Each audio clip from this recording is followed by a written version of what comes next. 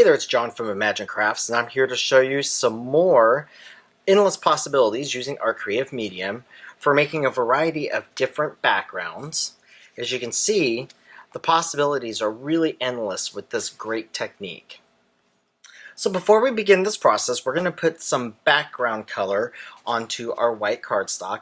I cut this piece to 6 by 6 inches just because the stencil I'm going to be using is the same exact size. So I'm going to start with some Memento ink, and this is in our summer sky. And I'm going to pick up some of that ink with one of our jumbo daubers. And I'm just going to add some color on here a little bit randomly. Next we're going to pick up some of our pistachio in the Memento ink as well. And again, just going to be adding in a little bit of this color. Last but not least, some teal zeal. And this is just going to kind of just highlight here and there. And if you notice, I'm kind of going in a circular pattern as well. Again, as you'll notice through this whole entire project, there is no right or wrong to this. Now, I'm going to take my stencil. This one's from Crafter's Workshop. I sprayed this with temporary spray adhesive. The reason why I did this is because when I now lay this down, it's going to stay in place so that the creative medium, when I put it on here, will not get underneath all the little grooves inside of my stencil. I'm going to open up my creative medium in the original finish, and there's two ways that you can apply this.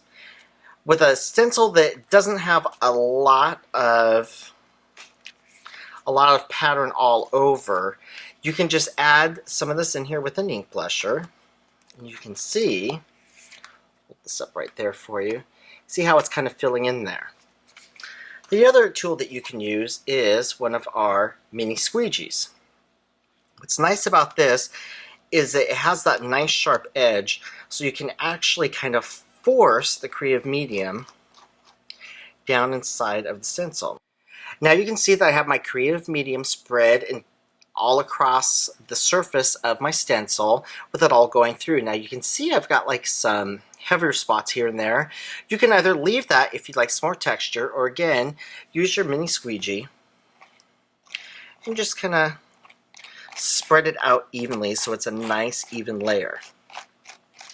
You do want to work a little bit quickly with this, but you don't have to rush your way through. And the reason being for that is that when the paper becomes wet or damp because of the creative medium on here, it will cause the stencil to stick a little bit. So now I have this covered. I am going to peel up my stencil, and you want to do this in kind of an even pull method. And look at that. We've got the nice creative medium paste coming through. And now we want to let this dry completely, and it will dry clear. You can speed the process up with a heat gun. While I was letting my project dry, I took the opportunity to clean off my stencil. To add a little bit of bling onto here for this particular technique, I'm going to take some of our Fireworks craft spray, and I'm just going to spray it directly onto my project. And this is in the summer sky color, and I'm just going to add a couple of quick little bursts of the Bahama Breeze, which is a little bit darker blue. And as you can see, it's actually covered up where the creative medium was on here, but that's an easy fix. I'm just going to take a paper towel, and I am just going to wipe that off.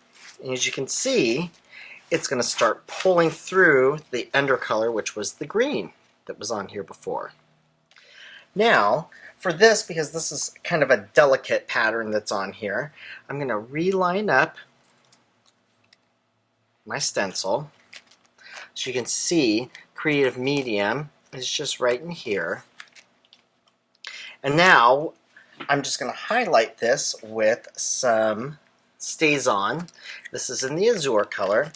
And the reason why I'm using Stays On for this is because if you use Memento, which is a dye ink on top of the creative medium, because it's so slick, it's not going to dry and stick on there.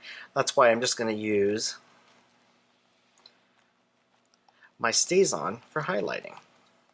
Now I'm going to add a little bit of Stays on Midnight Blue right on top of this. Because I'm just highlighting this, I don't have to put a layer of glaze on in between these like you normally would for separating your layers of color.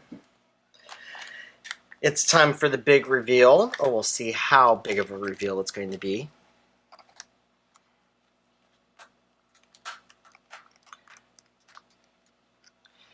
Very nice. So, what I can do if I want is that I can come back in here, put my stencil back down, start adding in some more color just to highlight that. But this gives you the general overview how to make amazing backgrounds for your art journals, for a book cover, even for canvases for home decor projects.